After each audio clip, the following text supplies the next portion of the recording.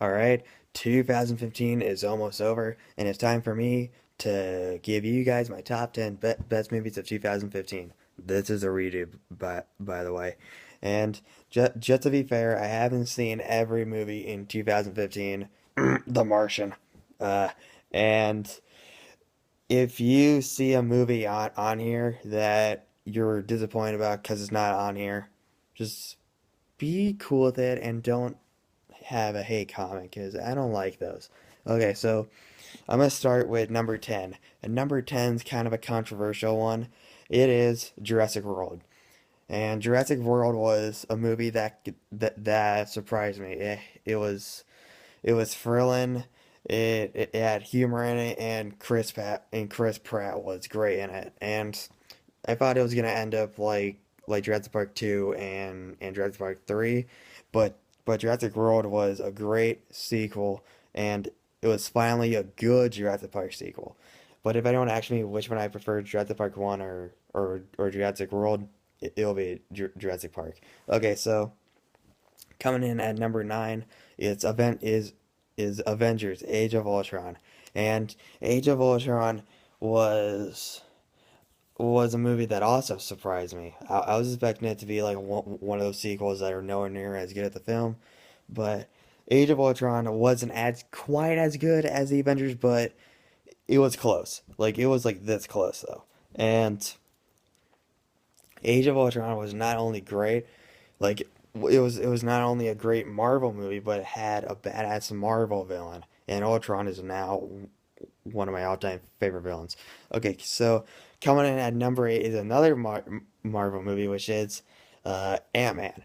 Ant-Man was another movie that completely surprised me. It was like Guardians of the Galaxy. It had heart, it had humor, and it surprised me. And so, if you guys haven't seen Ant-Man, go see it now. And coming in at number 7 is another movie that surprised me. It's Paddington. Paddington was a movie that actually legit surprised me because it came out back in January, which is usually a crap month for movies. But Paddington turned out to be a really good movie. And if you guys haven't seen it, stop doing what you're doing now. Stop watching this video, even if you have to, and go watch Paddington. It's great. Okay, so coming in at number 6 was a movie that took my childhood. I was worried about what they were gonna do with it, but they recaptured the spirit of it, and they did an excellent job doing that. I'm talking about the Peanuts movie. The Peanuts movie recaptured the heart, the humor, and the spirit of the original Peanuts specials and comics. So if you're a diehard Peanuts fan like me, go watch it now. Like seriously, go watch it now. And and and number 5 is Bridge of Spies. Bridge of Spies is directed by Steven Spielberg and starring Tom Hanks. How does that not sound awesome? And Bridge of Spies not only had some humor in it that worked, it it was thrilling. It had a good story, and the cinematography was outstanding. So yeah, Bridge of Spies. Okay, so coming in at number 4 is Creed. Creed recaptures the spirit of the original Rocky without ripping it off, and I'm really glad it did because I love the original Rocky movies. I haven't seen the sequels though, but I heard number 5 is terrible, and so if you have seen the first Rocky film and you haven't seen Creed yet, go see it now. Seriously. Okay, so coming in at number 3 is Mad Max Fury Road. To quote Christian Harp in the Smosno review of Mad Max, it's like drinking 5 cans of Red Bull. It's that crazy. Like, seriously. Listen to Harloff. It's crazy. Mad Max Fury Road had it's one of those great movies that didn't have a story, but it was still a great movie that was insane at parts. And the guy with the guitar that was like flaming out flames, insane. There were some parts in this movie I was like, What the crap is going on? It's that crazy. Okay, so coming in at number two is Star Wars: The Force Awakens. That's what the movie I switched, and this was originally number four, but I switched it to number two because it scarred me for life last night.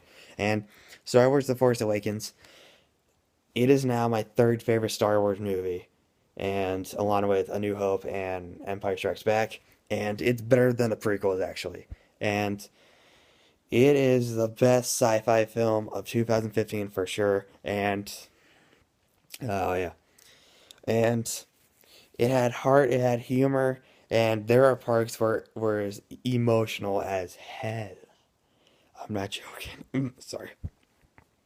And okay, so Star Wars: The Force Awakens. Go see it right now if you haven't. Okay, so number one, you're gonna be surprised.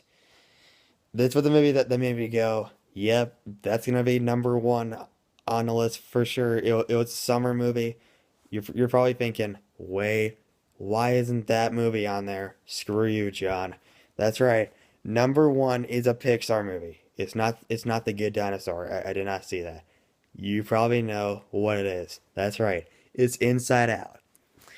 Inside Out is right up there with Toy Story, Finding Nemo, The Incredibles, and uh, Monsters Inc. as one of Pixar's all-time iconic classics. So Inside Out was a movie that had heart, it had humor, and it was great. And it's sad. Like I feel like Inside Out was made for not only for kids but was made for adults mostly, and A Good Dinosaur was made for kids mostly. And so yeah, Inside Out is number one. Okay, guys, so that's it for my top 10 best movies of 2015. So and I have a question for you. What are your top 10 best movies of 2015 are? Whatever they are, comment below and let me know. Okay, guys, so later tonight I'm going to upload my top 10 worst movies of 2015. So be on the lookout for that. Okay, guys, see you later.